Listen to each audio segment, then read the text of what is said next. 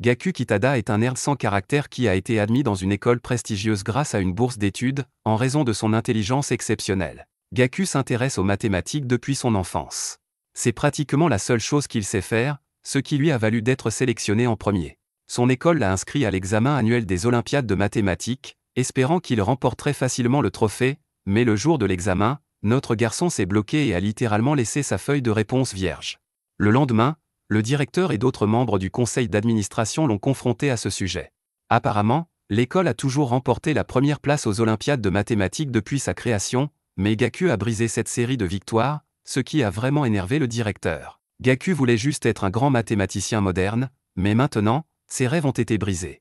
Aujourd'hui, il passe la plupart de son temps à travailler comme cuisinier à la cafétéria de l'école. Il pense que même s'il arrive à s'en sortir avec l'argent de la bourse, il devra quand même travailler à temps partiel pour aider son père. Sinon, il ne serait qu'un fardeau. S'il n'y a pas d'autres complications, il devrait obtenir son diplôme dans environ 6 mois. Sa collègue Aya écoute son histoire sur les soba et admet que c'est un peu triste. Elle avait entendu des rumeurs selon lesquelles Gaku était le garçon le plus intelligent de l'école, elle ne s'attendait donc pas à entendre ce genre de choses. Quant à elle, elle aspire à obtenir une bourse sportive pour l'école et est toujours sur liste d'attente, alors elle travaille ici pour gagner un peu d'argent de poche. Cela mis à part, elle demande à Gaku de donner des cours particuliers à son neveu stupide, car il est très intelligent, mais il n'est pas vraiment doué pour l'enseignement. Il trouve que cuisiner est une tâche facile et sans effort, à tel point qu'il peut même se laisser aller à la rêverie pendant qu'il cuisine. Pendant qu'il cuisine, Gaku se renverse accidentellement du ketchup sur le visage. Aya panique et lui propose de l'essuyer immédiatement, mais Gaku n'y prête pas la moindre attention et continue de cuisiner. À ce moment-là, un homme aux cheveux clairs et vêtu d'une capuche entre dans la cafétéria et aperçoit le délicieux repas que Gaku vient de préparer. Gaku a fini de cuisiner, il en sert donc à Aya en guise de repas gratuit pour le personnel. Elle jette un coup d'œil et commence à saliver. Elle n'a jamais vu un repas du personnel aussi appétissant. Elle prend une première bouchée et ses papilles gustatives sont transportées dans un tourbillon d'aventure. Puis, tout à coup, le jeune homme à la capuche entre et demande le même repas que celui qu'il vient de lui servir, mais Gaku refuse, prétextant que ce repas est réservé au personnel. Le type à la capuche s'en moque, il prend l'assiette de Gaku et commence à la dévorer, puis, une fois qu'il a fini, il tapote la tête de Gaku comme s'il s'agissait d'un chien et sort nonchalamment. Plus tard dans la journée, Gaku a un autre rendez-vous avec le directeur dans son bureau.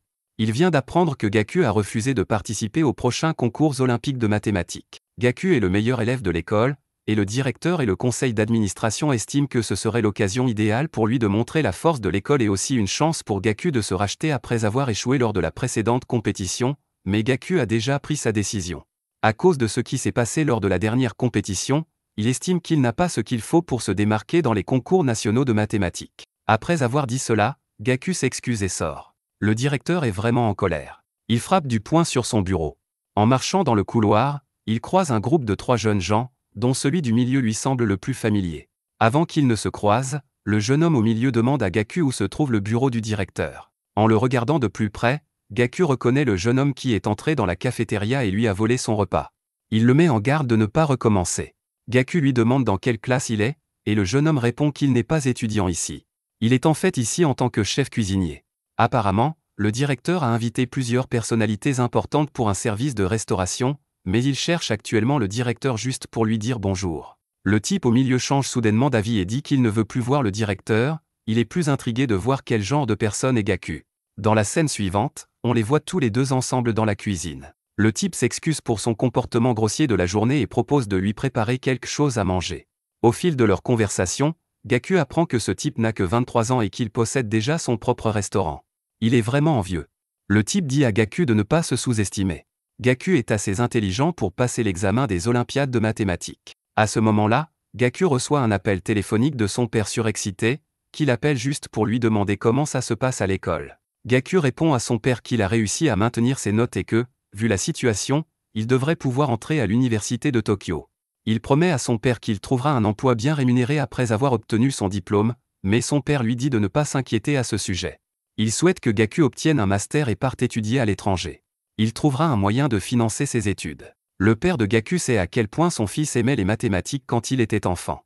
Il estime que c'est son devoir en tant que parent de soutenir son rêve. L'appel prend fin, et le jeune homme aux cheveux clairs place un bol de napolitaine juste devant Gaku. Gaku est surpris de voir que la napolitaine est déjà prête, mais avant qu'il ne puisse commencer à manger, le garçon l'arrête et lui dit que Gaku a vraiment attiré son attention ces derniers temps, au point qu'il a fait des recherches à son sujet. Tous ses camarades de classe et ses professeurs s'accordent à dire qu'il a perdu son aura redoutable depuis l'incident lors de l'examen. Il regarde Gaku droit dans les yeux et lui dit qu'il ne se rend pas compte du potentiel qu'il a. Gaku trouve cette situation très inconfortable, alors il change de sujet et dit qu'il veut juste manger maintenant. Ce type a passé tellement de temps à bavarder que le napolitain qu'il a mis tant de temps à préparer est devenu détrempé. Il prévoit de manger rapidement et de partir. Gaku en prend une bouchée, mais dès qu'elle touche ses papilles gustatives, il est transporté dans un tourbillon d'aventure. Comment des nouilles détrempées peuvent-elles avoir un goût aussi délicieux? Gaku veut savoir comment elles ont été préparées, alors il demande au type comment il s'y est pris. À ce moment-là, un appel d'Aya l'interrompt, et il se lève immédiatement pour partir. Le type s'éloigne et se retourne vers Gaku, lui disant qu'il pense que ses pâtes napolitaines sont meilleures, c'est pourquoi il n'a pas utilisé la méthode qu'il a utilisée. Gaku reste sans voix et complètement incrédule. Le type est sur le point de sortir, mais avant de le faire, il se présente comme Kai. Puis il quitte la pièce. Une fois cela terminé, Gaku répond à l'appel d'Aya. Elle est à l'école et est en état de panique. Elle envoie à Gaku une photo du tableau d'affichage de l'école qui montre que Gaku a été expulsé. L'école veut que Gaku rembourse la bourse d'études et l'expulse simplement parce qu'il refuse de participer aux concours olympiques de mathématiques de l'école. Que va-t-il dire à son père, qui travaille si dur pour payer ses frais de scolarité? Le directeur regarde Gaku qui est agenouillé sous la pluie et lui dit qu'il déteste plus que tout au monde être humilié. Le fait qu'il ait rendu une copie blanche pendant l'examen n'a apporté que de la honte à leur école. Sans compter qu'ils ont perdu beaucoup de dons de sponsors à cause de son geste. Ils lui ont même donné une seconde chance de se racheter lors du prochain concours de mathématiques, mais il a piétiné tous les efforts du directeur. Le directeur s'éloigne en disant que Gaku ne peut rien faire pour réparer cela. Il doit rendre l'argent de la bourse. Aya voit tout ce qui vient de se passer et s'apprête à courir vers lui, mais Kai surgit de nulle part et la devance. Plus tard dans la soirée, le directeur a une réunion importante avec des invités de marque. La réputation de son école est en jeu, il ne peut donc pas se permettre de leur servir de la nourriture de mauvaise qualité. C'est pourquoi il a invité les meilleurs chefs de la ville, et à mesure qu'ils entrent, le directeur les présente un par un. Les invités sont stupéfaits d'apprendre que Kai est un chef gastronomique et qu'il n'a que 23 ans. Kai est également le propriétaire du célèbre restaurant Chef K, qui est un restaurant une étoile dans la ville. Les invités sont stupéfaits en apprenant cela. Le directeur continue de flatter Kai inutilement, mais les invités ne sont que de plus en plus impressionnés. Peu après, la femme de chambre remet le menu au directeur. Il le consulte et est choqué de voir que le plat principal est des pâtes à la napolitaine. Le directeur sait que c'est un plat très basique, mais il décide tout de même de faire confiance à Kai. En réalité, Kai a kidnappé Gaku et le force actuellement à préparer une grande quantité de pâtes. Gaku ne supporte pas une telle tension et fait une dépression nerveuse. Il se sent comme un moins que rien qui ne servira jamais à rien. Il ne se sent pas digne de cuisiner pour les invités importants du directeur. Depuis les Olympiades de mathématiques, il a l'impression que son existence n'a aucun sens. Aya voit que cela affecte vraiment Gaku, alors elle suggère qu'il rentre à la maison, mais Kai l'interrompt en disant que s'il s'assoit et prépare de délicieuses pâtes napolitaines, il lui garantit que cela améliorera sa situation actuelle. Kai lui donne deux options, continuer à vivre paisiblement sa vie de perdant ou s'accrocher à cette lueur d'espoir qui pourrait changer sa vie. Gaku entend cela et pense à tous les efforts que son père a déployés pour l'amener là où il en est aujourd'hui, et il ne peut pas le décevoir. Gaku est toujours indécis, mais il enfile quand même son tablier et se met à cuisiner. Il commence à préparer le plat, mais il n'est pas du tout confiant. Il se demande pourquoi Kai tient tant à ce qu'il prépare des pâtes à la napolitaine alors que sa version était bien meilleure. Kai le regarde simplement avec un sourire en coin et lui dit qu'il doit sortir des sentiers battus pour réussir la parfaite napolitaine. Gaku réfléchit à cela et a une idée géniale. Il commence immédiatement à rincer les pâtes à l'eau froide, puis les met au réfrigérateur. Aya voit cela et est perplexe, car cela ne ferait que ramollir les pâtes. Kai, quant à lui, a un large sourire sur le visage. Peu après, le processus est terminé et les pâtes sont servies aux invités. Ceux-ci sont clairement impressionnés par la présentation, mais comment vont-ils réagir au goût? Les invités ont tous reçu les nouilles napolitaines. Ils les regardent et trouvent assez décevant que le chef ait préparé un plat aussi basique comme plat principal, mais après les avoir examinées de plus près, ils remarquent que ces nouilles ne ressemblent pas aux nouilles que l'on trouve habituellement dans les rues du Japon. Ils en prennent néanmoins une bouchée et écarquillent immédiatement les yeux, surpris par leur saveur délicieuse. Ils réfléchissent à toutes les saveurs qui composent ce plat et à la façon dont elles se marient bien ensemble. L'un d'eux va même jusqu'à dire qu'il sent de nouvelles saveurs exploser dans sa bouche à chaque bouchée.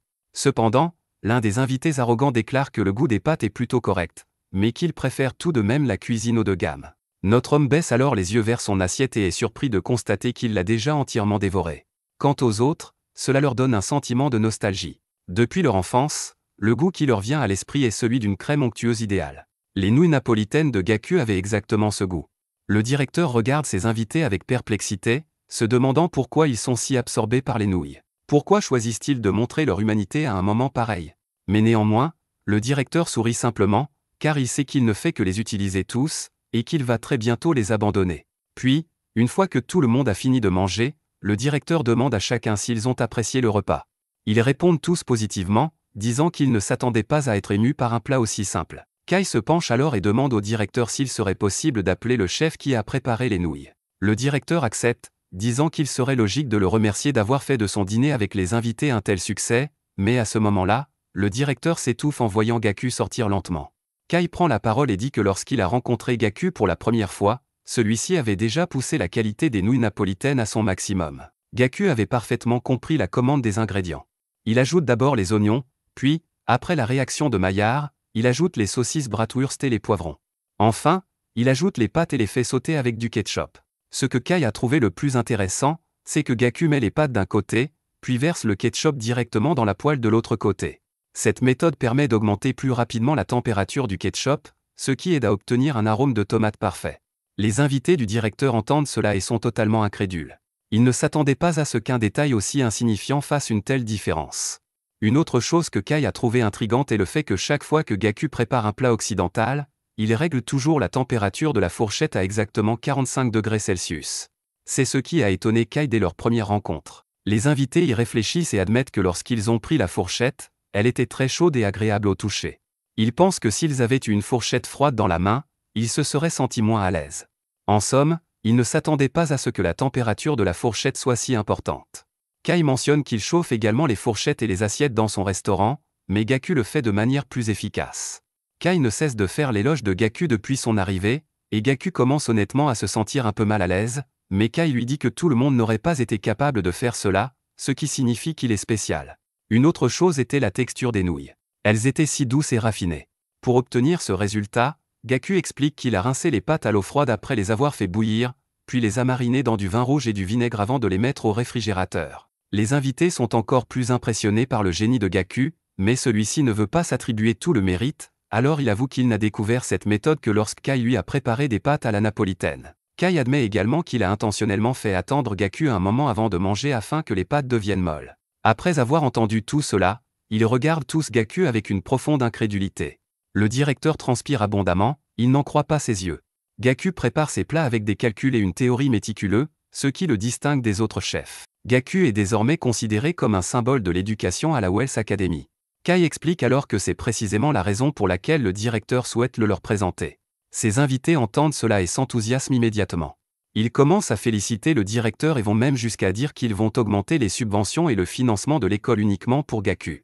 Le directeur transpire toujours abondamment. Il se sent vraiment gêné par cette situation, car cela signifierait qu'il serait redevable à Gaku. Kai se penche alors vers le directeur et l'informe que ses invités VIP sont prêts à soutenir son académie tant que Gaku y est, donc s'il refuse de le féliciter dans ces circonstances, les choses pourraient prendre une tournure imprévisible. Le directeur n'a d'autre choix que de se soumettre. Il s'incline et remercie Gaku pour cette opportunité, et rien qu'en regardant l'expression sur son visage, on voit bien que notre homme déteste chaque seconde de cette situation. Une fois cela fait, Kai et son équipe s'éloignent. Kai se retourne vers Gaku et lui assure que sa façon mathématique de penser est définitivement faite pour la cuisine, et que s'ils parviennent à travailler ensemble, ils pourraient réaliser des choses jamais faites auparavant dans une cuisine. Dans la scène suivante, Gaku se réveille en sursaut de ce cauchemar, en sueur. Il descend immédiatement et s'assoit avec son père. Son père est un peu trop excité que Gaku ait réussi à entrer à la célèbre université de Tokyo. Gaku exhorte son père à ne pas se montrer aussi excité et surpris, car il savait pertinemment qu'il avait bien réussi l'examen blanc. Puis, l'attention de Gaku se porte sur une femme à la télévision, connue sous le nom de Musashi. Apparemment, elle participe régulièrement aux Olympiades de mathématiques. Elle se vante et affirme qu'elle va obtenir un score parfait à l'examen d'entrée. Le père de Gaku reconnaît qu'elle est douée, mais il n'aime pas le fait qu'elle se vante ainsi. Gaku se souvient de la fois où il a rencontré Musashi en personne. Elle lui a posé une question mathématique simple, à laquelle Gaku a donné une réponse simple, mais ce qu'elle a fait a beaucoup intéressé Gaku, elle a littéralement élaboré sa propre théorie pour résoudre la question. À partir de ce moment-là, Gaku a su qu'elle était une personne exceptionnelle. Le père de Gaku voit que son fils commence à avoir des sentiments mitigés à propos de toute cette histoire, alors il se précipite dans la cuisine et lui sert à manger. Après avoir fini son petit déjeuner, Gaku réfléchit à la douceur de la vie qu'il mène avec son père. Il doit déterminer ce qu'il veut faire s'il veut devenir quelqu'un d'important à l'avenir. Il pose son assiette et annonce immédiatement à son père qu'il va partir à Tokyo pendant quelque temps. Cette déclaration surprend son père, et Gaku s'en rend compte, alors il le rassure en lui disant qu'il reviendra bientôt.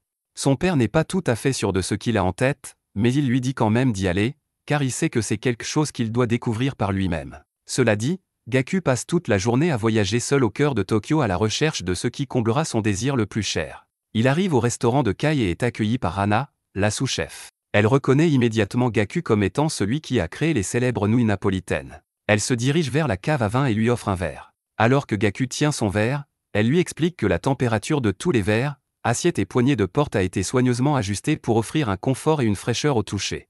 Si Hana se montre si amicale avec Gaku, c'est principalement parce que Kai lui a déjà dit beaucoup de bien de lui par le passé. C'est là qu'elle a appris l'importance de contrôler la température. Hana n'avait jamais vu Kai complimenter quelqu'un de cette manière, et Gaku a donc automatiquement gagné son respect. Hana lui propose de s'asseoir et lui dit qu'elle veut lui préparer un repas. Gaku y réfléchit un instant et refuse. Il sait que le coût moyen d'un repas dans ce restaurant est d'environ 8000 yens, et il ne veut pas se ruiner, mais Hana l'informe que Kai lui a spécialement demandé de lui préparer un plat lorsqu'il est venu et lui a demandé quel était le principe de ce plat.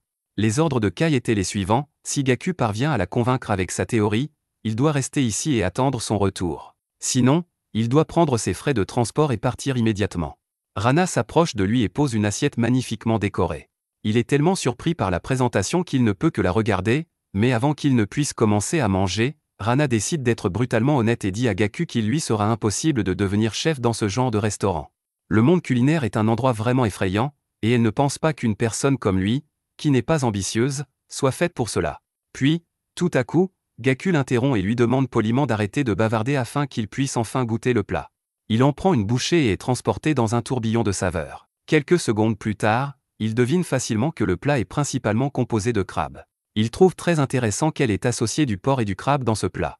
Alors que Gaku donne une analyse détaillée, Hana ne peut s'empêcher de fixer le feu qui brûle dans ses yeux. Puis, Gaku fait quelque chose qui laisse Hana bouche bée. Il demande un stylo et du papier et commence à écrire des fonctions mathématiques pour le processus de cuisson de ce plat. Après un petit moment, il rédige la formule parfaite pour le plat. Hana ne peut s'empêcher d'admettre que toutes les déductions faites par Gaku jusqu'à présent sont correctes. Cependant, elle décide de lui faire passer un dernier test et lui demande ce qu'il pense du crabe. À sa grande surprise, Gaku est facilement capable de prédire qu'il s'agit d'œufs de crabe. Un léger sourire se dessine sur son visage, elle a trouvé la perle rare. À ce moment-là, Kai sort de l'arrière-boutique et félicite Gaku, car il a deviné tous les ingrédients du repas. Il s'approche de Gaku et lui tape dans le dos pour le féliciter d'être devenu chef débutant. Hana et son collègue se regardent, stupéfaits, car ils n'ont jamais vu Kai d'aussi bonne humeur avec l'un de ses chefs. Gaku dit à Kai que depuis leur dernière rencontre, il n'a pas cessé de penser à l'accord qu'il lui a proposé. La dernière fois qu'il a pu apprécier les mathématiques simples, c'était quand il était enfant, mais maintenant qu'il peut mettre ses connaissances mathématiques à profit dans la cuisine, c'est vraiment exaltant pour lui. Il reconnaît également qu'il n'aurait jamais découvert cette compétence dont il ignorait l'existence sans la cuisine de Hana, et il la remercie pour cela. Hana le regarde et est surprise qu'il ait pris le temps d'apprécier son chef. Gaku n'est pas vraiment sûr de vouloir devenir chef. Ce qu'il veut savoir, c'est la raison de cette passion impulsive pour la cuisine. À ce moment-là, l'un des membres du congrès présent à la réunion précédente, nommé Wishi, entre dans la pièce, rappelant à Gaku qu'il fait partie des personnes qui ont goûté ces incroyables pâtes napolitaines et qu'il est son plus grand fan depuis ce jour. Apparemment, Wishi est devenu sponsor du restaurant grâce à Gaku, et comme c'est aujourd'hui l'anniversaire d'un membre de sa famille, il a promis à Gaku de lui préparer un repas spécial. Kai regarde Gaku d'un air sérieux et lui dit de ne pas tout gâcher, sinon. À ce moment-là, Wishi ouvre la porte à son invité. Gaku regarde vers la porte et voit que c'est Musashi, son ancienne rivale aux Olympiades de mathématiques. Il s'avère que Musashi est la fille du député. Elle le reconnaît et est surprise de le voir ici. Gaku informe Wishi qu'il a rencontré sa fille lors du tournoi des Olympiades de mathématiques, mais qu'ils ne se sont pas revus depuis le camp d'entraînement de printemps. En y réfléchissant bien, Gaku se rend compte que cela est tout à fait logique, étant donné qu'ils portent tous deux le même nom de famille. Wishi explique à Musashi que Gaku est l'incroyable chef qui l'a impressionné avec ses pâtes napolitaines. Gaku entend cela et commence à transpirer, ne sachant pas quoi dire, mais Kai lui dit de ne pas être toujours aussi modeste. C'est lui qui a préparé ces délicieuses pâtes ce jour-là, il devrait donc se comporter en conséquence. Kai ne s'attendait toutefois pas à une telle coïncidence, lui et le client venant du même camp d'entraînement pour les Olympiades de mathématiques. Kai informe Musashi que Gaku prépare ses meilleurs plats en utilisant une approche mathématique. Musashi entend cela et est choquée. Elle regarde Gaku et lui demande si cela signifie qu'il a renoncé à devenir mathématicien. Son père suppose que Musashi serait intéressé par la cuisine préparée à la manière d'un mathématicien. Cependant, elle répond que depuis son enfance, elle a toujours été intéressée par la pensée mathématique de Gaku. La première fois qu'elle a rencontré Gaku, c'était lors d'un concours de mathématiques olympiques. Un jour, elle a pris son courage à deux mains pour aller le voir et lui poser une question. Après avoir fait sa connaissance, elle a été fascinée par sa façon de penser mathématique. À l'époque, elle affirme que Gaku avait des techniques uniques pour résoudre les problèmes, et qu'il semblait vraiment s'amuser en les résolvant. Cependant, elle ne s'intéresse plus à lui. Lorsqu'ils se sont revus après une longue période de séparation, elle a trouvé que sa façon mathématique de penser s'était détériorée au point de devenir ennuyeuse. Elle pense donc que continuer à parler à Gaku n'aurait qu'un effet négatif sur son intelligence. De plus, elle ne s'intéresse pas du tout à la nourriture, elle ne voit donc aucune raison de rester ici. Elle se retourne pour partir, mais avant qu'elle ne puisse le faire, Kai l'interpelle et lui demande pourquoi elle prétend être une si grande mathématicienne alors qu'elle ne veut même pas goûter à la nourriture préparée selon une approche mathématique. Gaku se rend compte que Kai prend sa défense, alors notre garçon change d'expression et admet que ses paroles l'ont un peu blessé, mais que ce n'est pas grave. Son devoir aujourd'hui est de cuisiner pour elle et de s'assurer que c'est délicieux. Il lui demande de réfléchir une dernière fois à l'idée de goûter son plat. Elle y réfléchit une seconde et finit par accepter, puis elle s'assoit avec son père et on lui dit que le repas lui sera servi dans environ 1 heure. Pendant ce temps, dans la cuisine, Gaku a un peu de mal à choisir les ingrédients à utiliser pour le repas. Bien qu'on lui ait dit qu'il pouvait utiliser tout ce qu'il voulait, les ingrédients ici sont beaucoup trop extravagants et il n'y est pas habitué. Au même moment, Rana se trouve à l'avant de la cuisine et est actuellement en colère contre Otei, le sous-chef, qui arrive toujours en retard au travail, mais Otei se défend en disant qu'il est allé chercher le vin pour le plat qu'il s'apprête à préparer. Le fait que Gaku ait été totalement ignoré lui fait réaliser que Rana avait raison de dire que la cuisine était un champ de bataille. L'ambiance y est si tendue qu'il ne peut même pas poser de questions, mais à ce moment-là, quelque chose de surprenant se produit, Kai propose d'être l'assistant de Gaku. Il estime que Gaku est encore un amateur en matière de préparation des ingrédients, mais il promet de ne pas interférer avec ses idées. Kai dit même qu'il serait prêt à lui expliquer les caractéristiques des ingrédients, car il souhaite simplement le voir donner le meilleur de lui-même. Gaku admet que cela l'aiderait beaucoup. Il prévoit de recréer l'idée culinaire de Rana de tout à l'heure, alors il demande à Kai de lui indiquer la valeur umami de chaque ingrédient. Gaku est surpris de voir Kai commencer à écrire la valeur de chaque ingrédient de mémoire. Kai mentionne qu'il connaît simplement la valeur approximative de chacun d'entre eux. Il a une compréhension générale des caractéristiques des autres ingrédients, qui peuvent facilement être trouvés sur Internet. Une fois qu'il a fini d'écrire, il s'écarte pour montrer le tableau à Gaku et lui dit que le plat préparé par Rana se composait de 2 saveurs umami, l'acide inosinique et l'acide glutamique. Il ajoute à Gaku que s'il combine ces 2 ingrédients, il est convaincu qu'il pourra préparer un plat qui surpassera celui de Rana. Rana entend cela et semble plutôt perplexe, car Kai a omis un détail très important.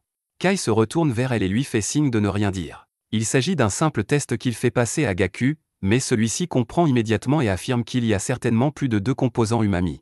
Le personnel entend cela et est stupéfait de voir comment il en est arrivé à cette conclusion. Pour obtenir le même effet synergique que le plat de Rana, il faudrait un 3e composant umami, telle est son hypothèse. Pendant ce temps, Musashi jette un œil par la porte pour voir comment Gaku s'en sort dans la cuisine. Kai félicite Gaku d'avoir compris.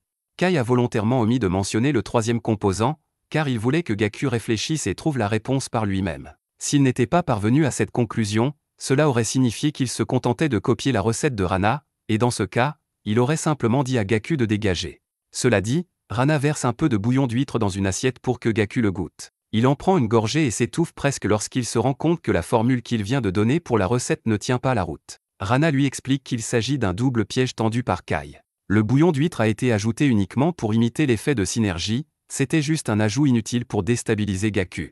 Kai prend alors la parole et dit à Gaku que pour un cerveau mathématique, son idée est bonne, mais que son équation ne tient pas la route dans le monde réel. Gaku voit que le temps presse et commence à paniquer. Il a même des flashbacks de cette fois où il s'est étouffé pendant son examen de mathématiques. Musashi observe de loin et, bien qu'elle ne s'y connaisse pas beaucoup en cuisine, elle voit que Gaku est en difficulté, alors elle s'en va en disant qu'elle a terminé. Pendant ce temps, Gaku se concentre sur un ingrédient haut de gamme appelé tilopish. Gaku pense que le tilopish serait la variable manquante dans son équation, et au moment où il dit cela, Kai sourit et dit qu'il vient de trouver la solution. Gaku note la recette à base de tilopish, de pétoncle et de prashido. C'est leur seule chance pour l'instant. Un membre du personnel vient annoncer qu'il est presque l'heure de servir l'accompagnement, Alors ils travaillent tous aussi vite que possible pour préparer le poisson à queue, et une fois que c'est fait, la serveuse l'apporte au client pour qu'il le déguste. Musashi et son père prennent leur première bouchée du plat et restent instantanément sans voix devant son goût délicieux. Son père commence à s'enthousiasmer car il constate que l'assaisonnement parfait fait ressortir les caractéristiques du poisson à queue. Il n'aurait jamais pensé que cela se marierait si bien avec le prashido. L'ajout de riz au fond était la cerise sur le gâteau, car il lie parfaitement les deux saveurs présentes dans le plat. Ce sentiment est le même que celui qu'il a ressenti lorsqu'il a goûté les pâtes napolitaines, le même sentiment chaleureux et familier. Musashi est encore essoufflée, elle demande à Gaku quel est le nom de ce plat. Il répond, ce plat est connu sous le nom d'okazuke. C'était un plat que le père de Gaku lui préparait souvent quand il était enfant. Cependant, il est surtout préparé lors d'occasions spéciales. Gaku a réalisé que lorsqu'il cuisinait pour des clients, il ne pouvait pas se fier uniquement aux valeurs numériques de l'umami. Il devait se fier à son propre jugement pour obtenir la meilleure saveur possible. Musashi entend cela et est d'accord avec Gaku, affirmant que s'en tenir à des règles et à des valeurs en cuisine ne ferait que rendre le processus rigide, et qu'il faut laisser une certaine marge de manœuvre. Kai intervient alors et dit que la cuisine n'a rien à voir avec l'opinion subjective du chef, mais plutôt avec celle du client. À la fin de la soirée, il raccompagne tous les clients à leur voiture, mais avant leur départ, Gaku apprend que Musashi a laissé son carnet dans le restaurant, et il le lui remet. Elle écarquille immédiatement les yeux de surprise et le lui arrache des mains. Après cela, elle le remercie simplement pour le repas et s'éloigne, le visage impassible. Alors que le député s'éloigne en voiture avec Musashi, il lui dit qu'elle n'aurait pas dû réagir aussi froidement envers Gaku après qu'il lui ait rendu son cahier, car c'était finalement un geste très gentil de sa part. Mais il ignore que Musashi idolâtre Gaku depuis toujours et qu'elle possède une photo d'eux deux ensemble. De retour au restaurant, Gaku se tourne vers Kai et lui demande gentiment de le laisser venir travailler ici après avoir obtenu son diplôme. Le plaisir qu'il éprouvait à résoudre des problèmes mathématiques lui semblait être un souvenir d'enfance abandonné, mais il commence enfin à retrouver ce sentiment. Cependant, Kai se souvient que Gaku rêvait autrefois de devenir mathématicien, alors il lui demande ce qu'il compte faire à ce sujet. Gaku répond qu'il trouvera un moyen de convaincre son père. De plus, il peut entrer à l'université de Tokyo quand il le souhaite, mais c'est le seul endroit où il peut trouver ce genre d'impulsion. Il veut ouvrir les portes de la vérité dans le monde de la cuisine. Cela dit, Kai lui serre la main et accepte sa proposition. Après l'obtention de leur diplôme, les étudiants sont réunis pour une assemblée générale. Gaku est désormais le sujet de conversation de toute l'école. Il a réussi à entrer à l'université de Tokyo, qui est l'université avec le taux d'acceptation le plus bas du pays, mais même après cela, il a immédiatement abandonné ses études. À la fin de l'événement, Aya apprend qu'il a abandonné ses études et lui demande si c'est vraiment ce qu'il veut faire. Aya a obtenu son admission grâce au programme sportif d'une université à l'autre bout du pays. Si jamais il rencontre des difficultés, elle lui dit de ne pas hésiter à l'appeler. Le père de Gaku sait que son fils va se lancer tête baissée dans une voie qu'il n'a jamais empruntée et que cela sera difficile, mais il souhaite avant tout que Gaku poursuive ses rêves. Avant de lui dire au revoir, il lui conseille de faire de son mieux et de ne pas oublier qu'il n'a pas à affronter seul les difficultés, car il a un foyer où il peut revenir quand il le souhaite. Sur ces mots, ils se disent au revoir et Gaku prend la route. Assis dans la voiture, Gaku ne peut s'empêcher de se sentir coupable que son père ait voulu qu'il étudie et obtienne son diplôme à l'université de Tokyo, alors qu'il n'a réussi qu'à être admis. Gaku ne sait pas ce que l'avenir lui réserve, mais il espère sincèrement que cela en vaudra la peine. Dans le prochain épisode, Gaku est occupé à griffonner dans son carnet lorsque Kai s'approche soudainement de lui. Cela surprend Gaku, qui commence à saluer Kai et explique qu'il est arrivé il y a même 2 heures parce qu'il est très excité par les plans qu'ils ont aujourd'hui. Kai réalise qu'il est un peu en retard, alors il s'excuse de l'avoir fait attendre. Ce qu'il trouve encore plus intéressant, c'est ce que Gaku écrit dans son carnet. Il explique qu'il fait simplement des calculs basés sur les modèles comportementaux qu'il a remarqués chez les gens à Tokyo. Notre garçon était tellement concentré là-dessus qu'il n'a même pas réalisé qu'il attendait Kai tout ce temps. Néanmoins, il est assez évident que Gaku était vraiment excité de commencer à travailler. Il est prêt à se concentrer et à faire exactement ce qu'on lui dit.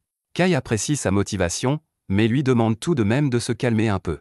Gaku a reçu l'ordre de commencer à travailler au restaurant de Kai le lendemain, et pour aujourd'hui, il doit trouver un endroit où il logera. Ils arrivent à un immeuble et montent les escaliers. En chemin, Gaku mentionne que son père est très reconnaissant envers Kai pour lui avoir fourni un logement bon marché à Tokyo. C'est une aide précieuse car il doit commencer à rembourser ses prêts étudiants. Une fois en haut, Gaku regarde autour de lui et est émerveillé par la spaciosité de la pièce. Pour lui, cela ressemble à un casier avec plein de fournitures. Kai lui dit qu'il peut utiliser la cuisine comme il le souhaite. Gaku est soulagé dès qu'il entend cela, car il a failli s'évanouir en entendant les prix des appartements normaux à Tokyo. Il demande si Rana et Otei sont aussi dans l'immeuble, mais il s'avère qu'il s'agit en fait de la maison personnelle de Kai. Il vit seul ici depuis un moment, et Gaku va être son invité. Kai n'est pas sûr, mais Rana et Otei louent un endroit près du restaurant. Ils entrent tous les deux dans la pièce et voient une fille d'10e allongée sur le lit. Elle s'accroche immédiatement à Kai et se plaint de la façon dont il l'a ignorée après leur aventure de la veille. Kai avait honnêtement oublié qu'ils avaient même utilisé cette pièce la nuit dernière. Il joue la carte de l'indifférence et lui dit de sortir parce que Gaku va emménager. La fille continue de râler sans fin, alors Kai jette simplement ses affaires en bas des escaliers, puis la regarde dans les yeux et lui dit de dégager. Plus tard dans la soirée, Kai se charge personnellement de cuisiner pour Gaku un bol de nouilles napolitaines. Une fois terminé, ils s'assoient tous les deux et Gaku s'excuse de faire cuisiner Kai alors que c'est lui qui est censé faire la cuisine. Il ne veut pas être un fardeau, alors il propose au moins de faire les tâches ménagères, mais Kai lui dit de ne pas s'inquiéter car Nen, la femme de ménage, s'en est déjà occupée. Kai dit à Gaku de ne pas s'inquiéter pour la cuisine ou les tâches ménagères. Ce sur quoi il devrait se concentrer ce soir, c'est de réfléchir à comment il peut grandir en tant que chef en analysant ce repas. Il ajoute également que s'il n'est pas capable de tirer une conclusion précise, alors il sera pratiquement inutile pour lui et sera viré immédiatement. Les nipala et les nouilles étaient le plat qu'il a amené jusqu'ici. Depuis qu'ils se sont rencontrés et que Kai y a goûté, il s'est inspiré et a pu ajouter sa propre touche à sa version. Notre garçon Gaku entend cela et a l'air très surpris. Il prend une bouchée avec sa fourchette et remarque que la couleur n'est pas vraiment rouge foncé. Cependant, il ne sent pas l'arôme fort des tomates. Il goûte les nouilles et commence instantanément à les analyser sous l'angle mathématique. Il pense que les napolitaines qu'il a faites et qui ont été tant louées ne sont rien comparées au chef-d'œuvre que Kai vient de préparer. Gaku n'a d'autre choix que de continuer à creuser. Il doit trouver une explication à pourquoi ces nouilles sont si délicieuses. L'ingrédient secret est le homard. Lorsqu'il entre dans la bouche, Gaku affirme qu'une formule mathématique très complexe est générée.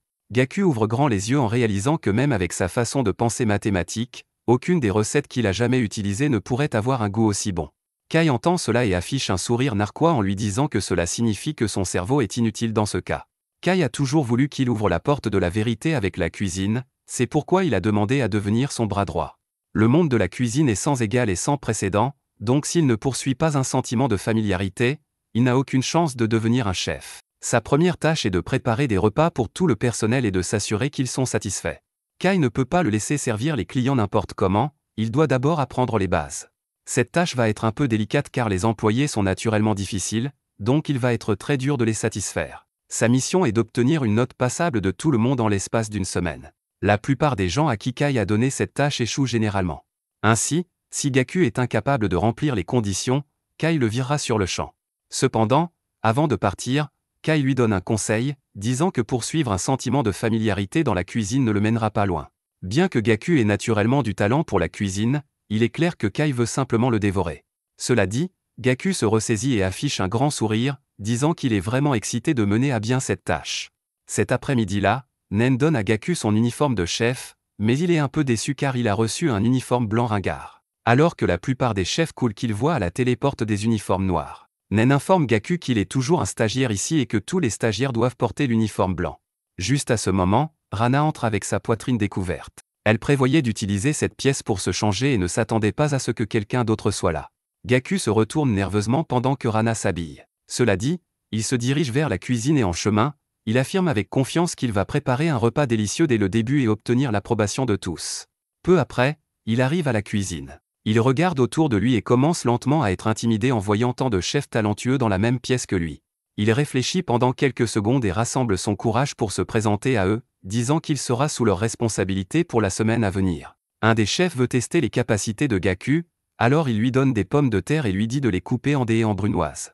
Gaku réussit à le faire parfaitement, alors le chef lui tape dans le dos. Il pourrait être capable après tout. Il regarde derrière lui et voit un géant étranger le fixer. Maintenant qu'il y pense, il semble y avoir beaucoup de personnel étranger dans la cuisine. Ils viennent du monde entier pour apprendre dans cette cuisine. Les chefs ont maintenant confirmé que Gaku sera utile ici. Puis ils s'en vont en disant qu'ils vont bien l'utiliser. Avant de partir, ils leur demandent leur nom, mais ils répondent de manière choquante, disant qu'il n'est pas nécessaire qu'ils connaissent leur nom. Juste à ce moment, Kai entre et les informe que le restaurant est complet pour le déjeuner. Il les exhorte à travailler aussi rapidement et efficacement que possible. Gaku regarde les chefs travailler à grande vitesse à l'unisson et est surpris. Le chef qui l'a félicité plus tôt a fini par jeter ses tranches de pommes de terre à la poubelle parce qu'elles n'étaient pas toutes de la même taille. Il s'avère que Gaku a initialement réussi à les couper parfaitement, mais avec le temps, il a commencé à paniquer un peu et a fini par tout gâcher. Le chef lui dit qu'il n'a pas besoin de s'inquiéter. Il peut simplement faire ses valises et rentrer chez lui. Gaku est si faible qu'il trébuche et tombe, faisant tomber le plat avec lui. Les autres chefs ne font pas attention à lui, ils continuent à cuisiner pendant que Gaku reste par terre, embarrassé. Il sort pour prendre l'air et se sent vraiment gêné. Outre les compétences et l'aptitude, son principal problème est le manque de vitesse et d'endurance. Il manque de physique en général. Une cuisine de combat comme celle-ci existe pour les clients et nécessite une vitesse qui peut suivre. Il n'a passé son temps qu'à étudier les mathématiques, donc il n'a aucune confiance en son endurance. Juste à ce moment, il se souvient que Kai a promis de le virer instantanément si quelque chose comme ça devait arriver. Notre garçon est immédiatement motivé, réalisant que bien que l'endurance et la vitesse soient importantes, ce sont les compétences culinaires qui comptent le plus. Kai a dit que le repas du personnel qu'il prépare serait la base. Il estime qu'il est normal de ne pas pouvoir suivre le rythme de tout le monde au début. Juste à ce moment, Nen surprend Gaku et son estomac gronge. Elle lui dit que le rush du déjeuner est terminé depuis un moment, donc il est temps pour lui de préparer le repas du personnel. Elle le regarde et voit qu'il a encore du mal à marcher, alors elle lui demande si cela signifie qu'il sera incapable de préparer un repas qui les satisfera. Gaku commence à transpirer. Honnêtement, le travail en cuisine est déjà épuisant pour lui. Il pense qu'il serait très bénéfique pour lui d'observer comment le personnel prépare la nourriture. Si possible, il aimerait même goûter les restes pour au moins savoir à quoi ressemble le restaurant. C'est la tâche qui déterminera son avenir au restaurant, donc il sait qu'il ne peut pas se permettre d'être négligent. Nen voit que cette tâche sera trop difficile pour lui, alors elle lui conseille simplement de laisser quelqu'un d'autre s'en charger. Ce conseil donne une révélation à Gaku. Il fait irruption dans la cuisine et s'apprête à préparer le repas du personnel. Avant de commencer, Nen lui conseille que la règle pour les repas du personnel est que les ingrédients et les ressources peuvent être utilisés librement et sans restriction. Ce qui signifie que tant qu'il peut préparer le meilleur repas du personnel, il peut utiliser autant de ressources qu'il le souhaite, quel qu'en soit le coût. Cependant, Gaku ne pense pas qu'il aura besoin d'utiliser des ingrédients coûteux. Il pense que les restes de pommes de terre, carottes et cornets de bif devraient suffire. Il demande ensuite à l'un des chefs de l'aider avec les ingrédients qu'il n'a pas utilisés pour son plat. Le chef regarde le processus de cuisson de Gaku et est choqué de voir qu'il utilise les morceaux de pommes de terre restants de tout à l'heure. Gaku prévoit de travailler à l'envers à partir du produit fini et de préparer un repas délicieux avec ce qu'on lui a donné. Rana le regarde cuisiner et voit les ingrédients qu'il utilise pour le repas du personnel. Cela semble être un repas du personnel très ordinaire, mais connaissant Gaku, elle s'attend à ce qu'il prépare un plat vraiment inattendu. Peu après, Gaku a terminé la nourriture et elle a été servie au personnel. C'est le repas qui déterminera s'il pourra rejoindre le restaurant ou non. Il le regarde et ricane, disant que cela ressemble à un ragoût de pommes de terre et de viande très banal, mais immédiatement après, ils arrêtent de le critiquer en réalisant que l'arôme qui en émane est à un autre niveau. Gaku rassemble son courage et les exhorte tous à essayer. Kai regarde de loin et a hâte de connaître leur décision. Le personnel goûte le plat, et tous sont d'accord, il est vraiment délicieux. Rana dit que ce n'est pas seulement l'assaisonnement, la texture riche de la soupe rehausse la saveur du bœuf et des pommes de terre. Otei ajoute que la sauce soja est un autre facteur clé, disant qu'il n'y a rien de plus appétissant que l'arôme de la sauce soja grillée. Otei demande à Rana son avis sur ce point, et elle dit qu'elle a tout vu pendant que Gaku cuisinait. En préparant le repas, Gaku a ajouté du sel juste au bon moment, d'abord, quand il a commencé à faire sauter les pommes de terre, les carottes et les oignons, ensuite, il n'a plus fait sauter les légumes. Juste après avoir goûté le plat de Gaku, un autre membre du personnel s'apprête à faire une analyse détaillée des ingrédients utilisés et de la méthode de préparation. Il commence par dire que le repas contient moins de 1% de sel. Gaku a attendu que les légumes soient déshydratés par le sel, et une fois qu'ils l'ont été, les saveurs ont imprégné les légumes. Le processus de mijotage est ce qui a fait ressortir sa saveur grillée, et ne pas faire sauter les légumes était la méthode de cuisson la plus efficace pour ce plat. Otei ajoute que l'épaisseur de la soupe est due au fait que de petites pommes de terre sont mixées dans la soupe, ce qui lui donne une texture épaisse et lisse. Gaku éclate de joie et dit au personnel que leur analyse détaillée était exacte à 100%. Il est heureux d'être entouré de personnes qui comprennent réellement la théorie de la cuisine. Cela dit, Otei demande à Gaku pourquoi il a choisi de préparer de la viande et des pommes de terre parmi tous les plats. La technique qu'il a utilisée aurait pu être appliquée à d'autres plats, et cette pensée amène Otei à supposer que Gaku voulait surprendre tout le monde en le préparant. Gaku leur dit qu'il a choisi ce plat simplement parce que c'est le plus nourrissant. Le personnel entend cela et reste sans voix.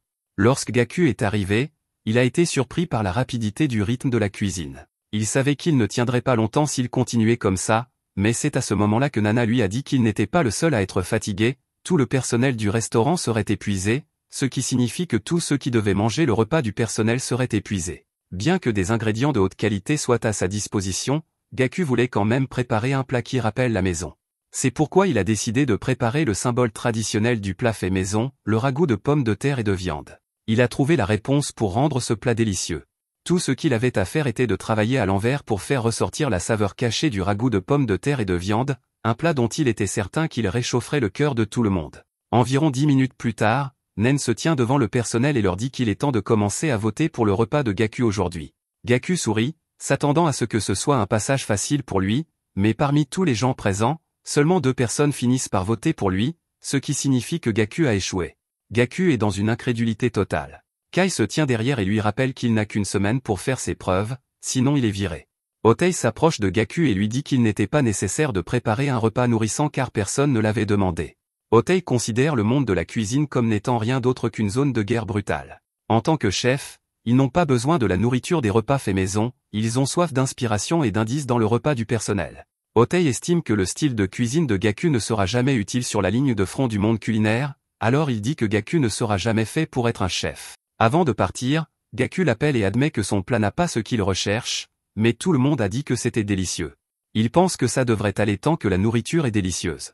Otei entend cela de la part de Gaku et est déçu par sa façon de penser mathématique. Avant de ressortir, il dit à Gaku que sa première erreur était de choisir un plat si simple pour l'évaluation.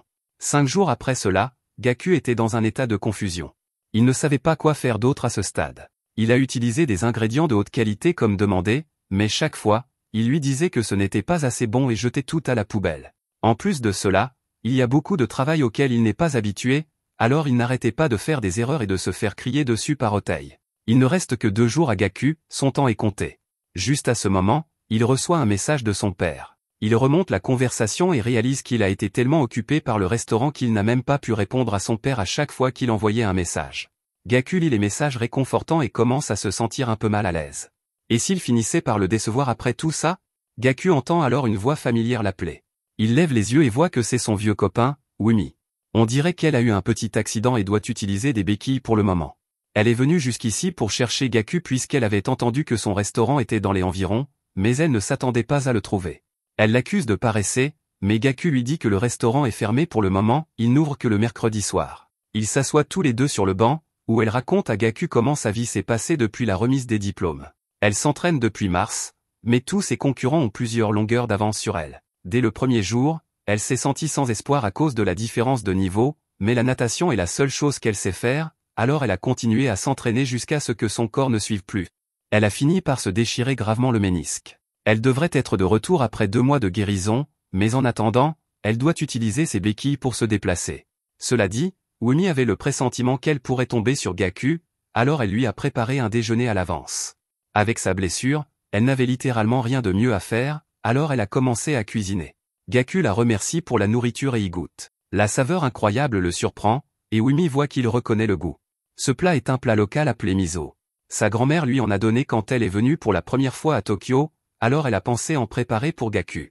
Gaku se sent tellement rassurée par le goût de la nourriture. Wumi se sent aussi rassurée parce que c'est un goût auquel elle est habituée depuis sa naissance, mais Wumi se met soudainement à pleurer en se remémorant son passé. Au début, Gaku est déconcerté, mais il réalise plus tard en se remémorant son père. Il attrape Wumi et la regarde dans les yeux. Wumi est instantanément timide parce qu'elle pense que Gaku s'apprête à l'embrasser, mais au lieu de cela, il lui demande pourquoi elle pleure. C'est à ce moment-là que ça lui frappe l'esprit, il réalise enfin le secret pour faire un plat qui impressionnerait le personnel. Wumi voit que Gaku vient d'avoir de l'inspiration, alors elle lui dit qu'il peut aller au restaurant et concrétiser son idée. Gaku demande s'il peut emporter la boîte à lunch au restaurant, et Wumi accepte. Il part ensuite en courant tout en remerciant Wumi pour tout ce qu'elle a fait pour lui. Plus tard dans la soirée, le personnel parle de Gaku et du fait qu'il n'a plus que 2 jours pour faire ses preuves. Comme c'est Kai qui l'a recommandé, ils étaient honnêtement assez excités, mais maintenant qu'ils ont rencontré Gaku, ils le trouvent un peu décevant, mais Rana croit toujours qu'il s'en sortira. Les autres s'attendent même à ce qu'il soit trop frustré pour revenir travailler, mais ils ouvrent la porte de la cuisine et sont surpris de voir que Gaku est arrivé beaucoup plus tôt qu'eux. Otei s'approche de Gaku et voit qu'il utilise des théories et des formules mathématiques pour planifier le rush du dîner de ce soir. Comme d'habitude, le restaurant est complet, alors le personnel commence à travailler à un rythme maximum.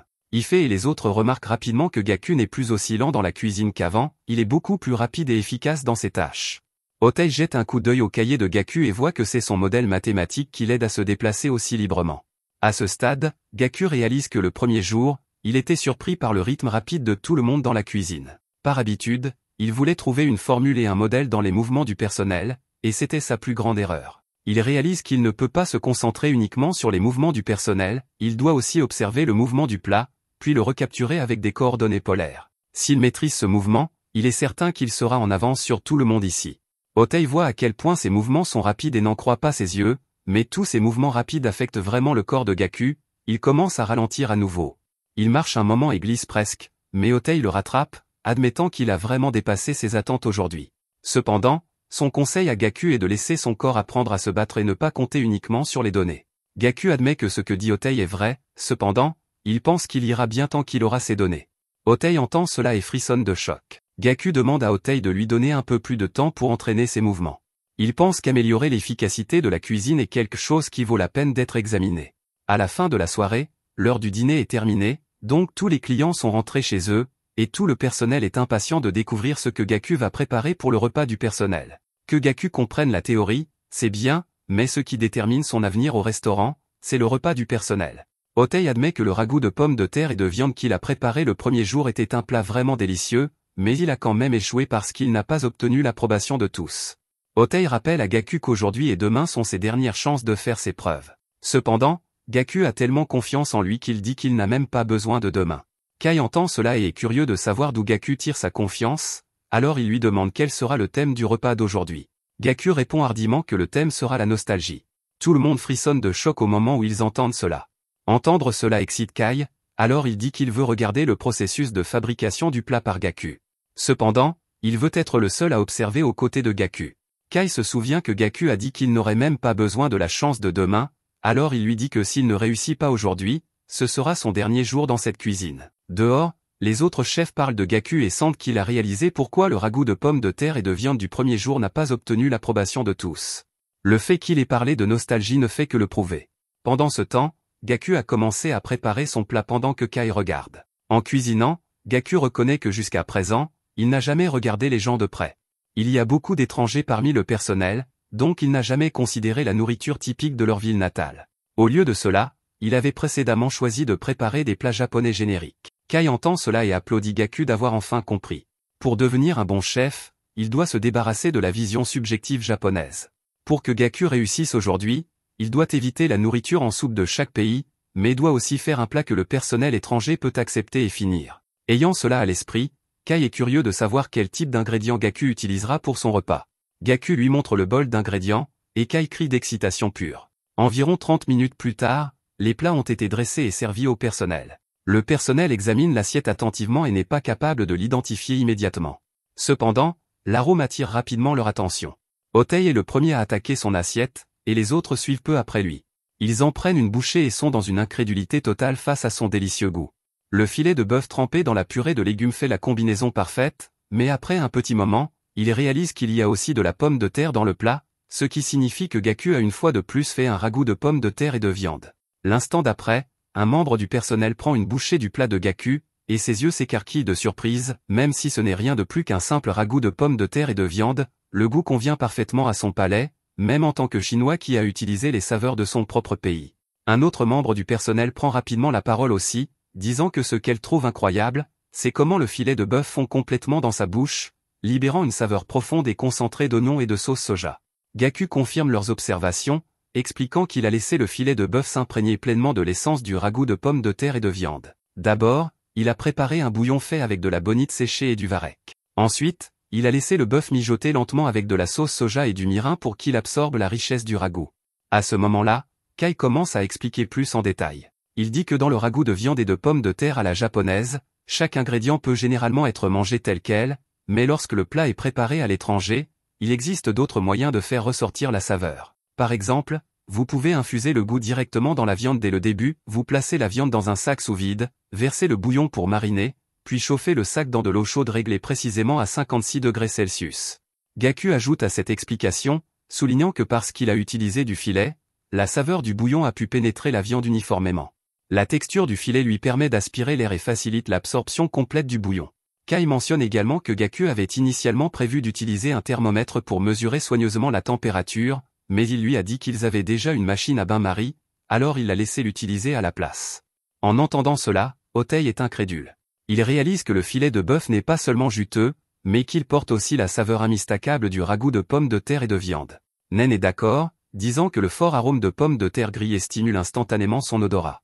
Otei remarque qu'il y a des morceaux noirs et gris dans le plat et reconnaît rapidement qu'il s'agit de légumes carbonisés, alors il demande comment ils ont été préparés. Pour répondre, Kai révèle une pomme de terre complètement brûlée noire, expliquant que cela faisait partie du processus de Gaku. Gaku précise, disant que le meilleur assaisonnement pour les pommes de terre est en fait l'arôme fumé du carbonisé. D'abord, il grille les pommes de terre jusqu'à ce que les peaux soient complètement noircies. Ensuite, il ajoute du bouillon et du lait, les laissant mijoter ensemble. Une fois les pommes de terre ramollies, il les écrase directement avec la peau noircie, leur donnant une profondeur de saveur unique. Un membre du personnel crie de choc, disant que cette méthode semble scandaleuse.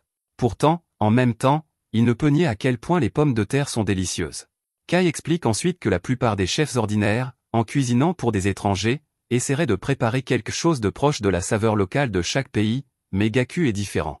Au lieu de faire des compromis, il a poussé pour que tout le monde expérimente la véritable essence du ragoût de viande et de pommes de terre japonais dans sa forme la plus complète. En entendant cela, le personnel tremble de choc. Après cela, Gaku admet que lorsqu'il a goûté pour la première fois les napolitains de Kai, il a été submergé par la différence de compétences. Il ne pouvait pas le comprendre au début. Les napolitains que Kai avait servis au président et à ses invités avaient été conçus pour recréer le goût nostalgique dont ils se souvenaient avec tendresse de leur enfance, c'est pourquoi ils avaient été si profondément impressionnés, cela faisait ressortir des souvenirs personnels. Mais les napolitains que Kai a servis à Gaku plus tard étaient différents, cela n'avait rien à voir avec la nostalgie. C'était simplement un plat universellement délicieux que n'importe qui, n'importe où dans le monde, pourrait trouver attrayant. Gaku continue, disant que le ragoût de pommes de terre et de viande ne devrait pas non plus reposer uniquement sur la nostalgie. S'il existe une méthode de cuisson qui peut vraiment maximiser son potentiel, alors il pourrait très bien devenir un plat digne d'être reconnu sur la scène mondiale. Il croit que le ragoût de pommes de terre et de viande a ce niveau de puissance, et c'est pourquoi il veut que ce soit la clé de la victoire. Son vrai but était de montrer à un étranger à quel point le ragoût de pommes de terre et de viande japonais peut être incroyable. En entendant cela, Otei et les autres membres du personnel restent sans voix, mais l'instant d'après, l'ambiance change de manière inattendue. Le personnel dit soudainement qu'il n'est en fait pas du tout impressionné, lui disant qu'il a complètement faux et a utilisé la mauvaise combinaison de saveurs. Gaku est stupéfait et ne peut pas croire ce qu'il entend, son visage montrant une incrédulité totale. Mais juste après, tout le personnel éclate de rire ensemble, révélant qu'il lui faisait juste une blague. La blague révélée, le personnel décide enfin de partager leurs noms, se présentant un par un. Ensuite, Otei s'approche personnellement de Gaku, lui tend une veste de personnel officiel et le remercie sincèrement de lui avoir fait goûter le meilleur ragoût de pommes de terre et de viande qu'il ait jamais eu. Le reste du personnel se joint à eux, le félicitant chaleureusement. Pendant ce temps, Kai regarde tranquillement Gaku, fier. Au début, Gaku ne comptait que sur sa façon de penser mathématique, mais maintenant, il a grandi et a appris à étudier les gens en profondeur, en prêtant attention à leur comportement et à leurs sentiments. Cette compétence s'appelle l'anthropologie. Kai se souvient d'un chef nommé Yona qui a autrefois obtenu 3 étoiles Michelin. Comme Gaku, Yona avait aussi une formation en mathématiques, mais son cahier ne contenait pas que des recettes, il contenait aussi des études détaillées sur l'évolution du goût humain, ainsi que des croquis d'ingrédients naturels. Afin de créer le plat idéal, il a étudié toutes sortes de connaissances disponibles, et à la base de tout se trouvait la façon de penser mathématique. Kai se demande tranquillement si Gaku a le même genre de potentiel ou s'il pourrait un jour devenir quelqu'un d'aussi grand. Le lendemain, Gaku décide de rendre visite à Umi chez elle. Il lui apporte un repas fait maison en cadeau de remerciement pour les conseils qu'elle lui avait donnés plus tôt. Il croit honnêtement que c'est seulement grâce à ces conseils qu'il a réussi à être embauché au restaurant. Umi est ravie en entendant cela, et avec un sourire joyeux, elle suggère qu'ils sortent et mangent le repas ensemble dans le parc. Pendant ce temps, dans un petit bar local, une scène étrange se déroule. Plusieurs clients deviennent de plus en plus mal à l'aise à cause d'un homme étrange portant des lunettes. Il lance des fléchettes sur la cible depuis des heures, répétant la même posture et atteignant sa cible avec une précision étrange à chaque fois. Après quelques lancers, il retourne calmement à sa table, ouvre un cahier et enregistre une série de chiffres. Les clients chuchotent entre eux, se demandant qui pourrait être cet homme étrange et quelle est son histoire. Au même moment, Umi vient de terminer son entraînement de natation quotidien. Alors qu'elle range ses affaires, son téléphone sonne. C'est Gaku qui appelle. Il s'excuse immédiatement de ne pas l'avoir contacté plus souvent, expliquant qu'il a été incroyablement occupé à travailler au restaurant depuis qu'il a été embauché.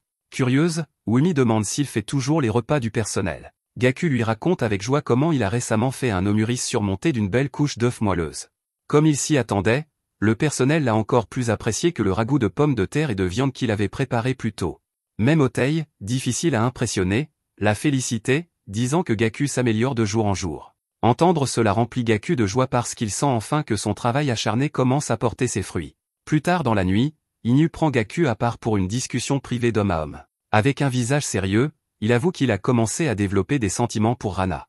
Il demande à Gaku d'utiliser sa façon de penser mathématique pour l'aider à comprendre comment il peut augmenter ses chances de sortir avec une femme plus âgée comme elle. Gaku réfléchit un moment puis explique le concept de la théorie de l'arrêt optimal. Selon son raisonnement, les chances de sortir avec elle d'Inu augmenteront en fait s'il s'abstient de sortir avec elle pour le moment. En entendant cela, Inu ne se concentre même pas sur les détails, il est juste ravi qu'il y ait encore de l'espoir. Ravi, il serre Gaku fort dans ses bras et célèbre bruyamment. Le bruit est si intense que Wang finit par les entendre et crie après eux deux pour qu'ils arrêtent. À ce stade, Gaku commence à réaliser quelque chose d'important. Après cette première semaine de désespoir écrasant à son arrivée, il a lentement commencé à s'améliorer et à grandir. Pourtant, même ainsi, il sent qu'il devrait continuer à laisser Kai le pousser plus fort. Le problème est que Kai refuse toujours de le laisser cuisiner pour de vrais clients.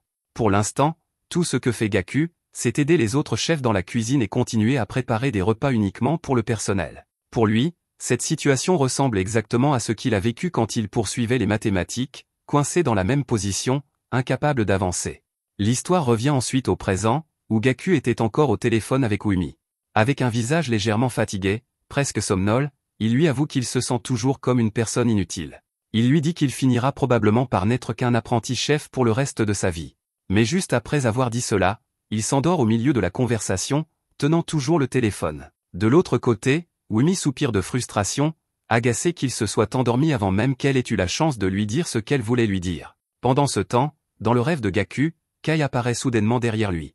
Il dit à Gaku qu'il va enfin le laisser cuisiner pour de vrais clients. Le visage de Gaku s'illumine d'excitation en entendant cela, mais son expression change rapidement au moment où il voit qui est le client. Assise en face de lui se trouve Musashi. Elle commence immédiatement à lui faire la leçon, disant que servir le bon plat au bon client est absolument crucial. Servir le mauvais plat, prévient-elle, pourrait même finir par ruiner la vie de cette personne. Elle poursuit sa leçon, expliquant que pour vraiment tester la valeur de sa cuisine dans le monde professionnel, Gaku devrait imaginer servir la personne qu'il a le moins envie d'affronter. Comme pour prouver son point, la porte s'ouvre et Hirose, un des anciens rivaux de Gaku de l'époque des mathématiques, entre. Musashi regarde Gaku avec un regard froid et mort dans les yeux, exigeant qu'il serve Hirose. La vue de Hirose fait dériver l'esprit de Gaku vers son enfance lorsqu'ils étaient tous les deux au camp des Olympiades de mathématiques. Il se souvient comment Hirose lui parlait toujours de haut, insistant encore et encore sur le fait que Gaku ne deviendrait jamais mathématicien.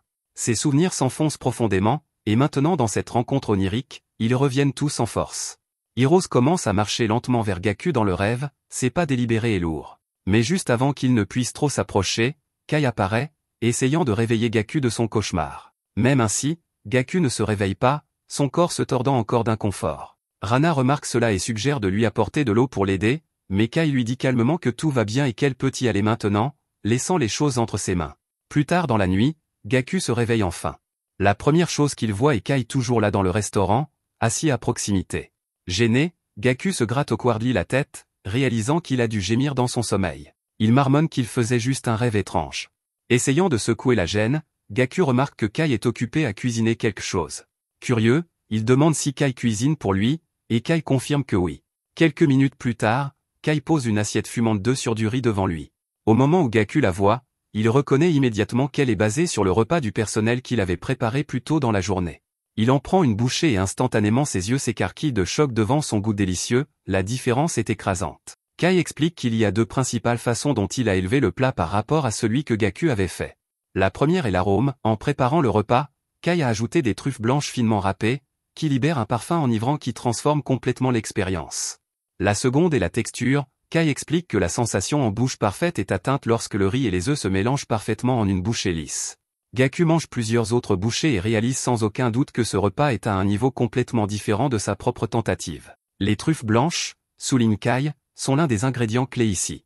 Il note que Gaku les utilise rarement, ou tout autre ingrédient de haute qualité d'ailleurs, alors il demande si ce choix vient de la personnalité de Gaku ou de sa façon de penser. Kai lui dit alors quelque chose d'important, s'il veut vraiment faire de la nourriture délicieuse de manière constante, il doit être prêt à utiliser n'importe quel ingrédient disponible, peu importe sa rareté, son coût ou son infamiliarité.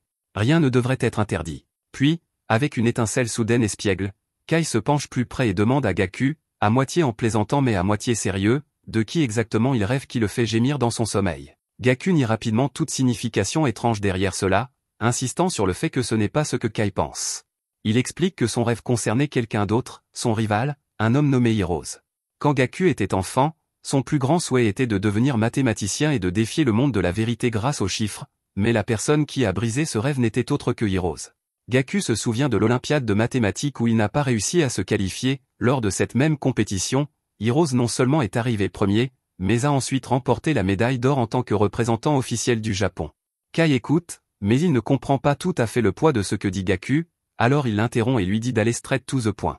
Prenant une profonde inspiration, Gaku explique plus loin. À cette époque, lui, Hirose et Musashi étudiaient souvent les mathématiques ensemble, parlant tard dans la nuit et discutant de théories sans fin. Mais à partir du collège, Hirose a commencé à se démarquer de plus en plus, il a tellement devancé que même tenir une conversation avec lui est devenu inconfortable. Cela ressemblait moins à parler à un ami et plus à faire face à un reflet parfait du moi que Gaku aurait aimé être. Comparé à Hirose, dit Gaku avec amertume, il se sentait comme rien de plus qu'une collection fragile de faiblesses, se tenant dans l'ombre de quelqu'un qui incarnait tout ce qui lui manquait. Après avoir terminé son histoire, Gaku regarde Kai et demande soudain s'il a des amis comme ça, des amis qui sont des rivaux mais encore proches d'une certaine manière. Gaku admet qu'il ne saurait vraiment pas, puisque Kai ne parle presque jamais de lui-même ou de son propre passé. La question fait pause et réfléchir à Kai. Pour la première fois, son esprit dérive vers sa jeunesse. Après un moment, il dit à Gaku qu'il pensait autrefois avoir ce genre d'amis, mais il explique bluntly qu'il les a vaincus il y a longtemps, et c'est précisément pourquoi il se tient où il est aujourd'hui. Kai marche alors directement vers Gaku et expose les choses clairement. La raison pour laquelle il n'a jamais laissé Gaku servir de la nourriture aux clients, dit-il, est que les mathématiques sont la seule vraie arme de Gaku, et pourtant il ne l'a pas vraiment maîtrisée. Si Gaku ne peut pas surmonter cette faiblesse, dit Kai fermement, il ne lui permettra jamais de se tenir devant les clients. Il explique qu'il connaît bien le type de Gaku, quelqu'un qui ne brille vraiment que lorsqu'il se tient sur scène, face directement aux autres. Pour cette raison, Kai pense que la meilleure méthode d'entraînement pour lui est de cuisiner pour quelqu'un dont il a vraiment peur. Cependant, ajoute-t-il froidement, il ne peut pas simplement inviter des gens uniquement pour le bénéfice de Gaku. En réponse, Gaku révèle enfin la vérité, la personne qu'il craint le plus n'est autre qu'Ishitaru Hirose. Au son de ce nom, Kai frissonne visiblement, son expression changeant sous le choc. Presque immédiatement, il presse Gaku pour plus de détails et demande si ce Hirose a remporté des prix récemment. Gaku y réfléchit et se souvient soudainement, oui, Hirose vient de recevoir le prestigieux prix Masami Kozono. En entendant cela, Kai sort rapidement un journal et le fourre dans les mains de Gaku. Il pointe du doigt le titre et explique que le restaurant a en fait été demandé pour assurer le catering de la même cérémonie de remise de prix. Les yeux de Kai scintillent d'intensité alors qu'il se penche près de Gaku, un regard sauvage s'étalant sur son visage. Il lui dit que cela signifie que lui et son rival Hirose seront au même endroit. Avec une certitude absolue, Kai déclare que cela ne peut pas être une coïncidence, cela doit être le destin. Il dit à Gaku que ce jour-là, ce sera lui qui servira la nourriture. Pendant ce temps, loin de là, Musashi reçoit un appel téléphonique. À l'autre bout se trouve Hirose lui-même, lui demandant des nouvelles de Gaku et de ce qu'il a fait récemment. Sur un ton décontracté, Hirose suggère qu'elle et Gaku devraient venir à Princeton, tout comme lui. Musashi le shut down immédiatement, expliquant que son père ne le permettrait jamais et que Gaku ne pourrait de toute façon pas se permettre d'étudier à l'étranger. Pourtant, quelque chose attire son attention, le bruit de fond, ça semble bruyant, presque comme une foule, alors elle demande à Hirose où il était ce qui se passe. Il rit et lui dit que ce n'est rien d'inhabituel, il y a beaucoup d'étudiants japonais à Princeton, et en ce moment, ils traînent tous ensemble dans un bar. Puis il mentionne casuellement qu'il reviendra bientôt au Japon. Quand il le fera, il suggère qu'ils aillent voir Gaku ensemble, mais Musashi répond différemment. Elle lui dit que même si Gaku voudrait peut-être le revoir, elle n'en est pas si sûre. Hirose, cependant, répond simplement avec confiance. Il insiste sur le fait que la rencontre entre lui, Musashi et Gaku est inévitable. Dans son esprit, ils ont été réunis par le destin, et c'est leur destinée partagée de un jour percer les vérités de l'univers côte à côte. Merci d'avoir regardé.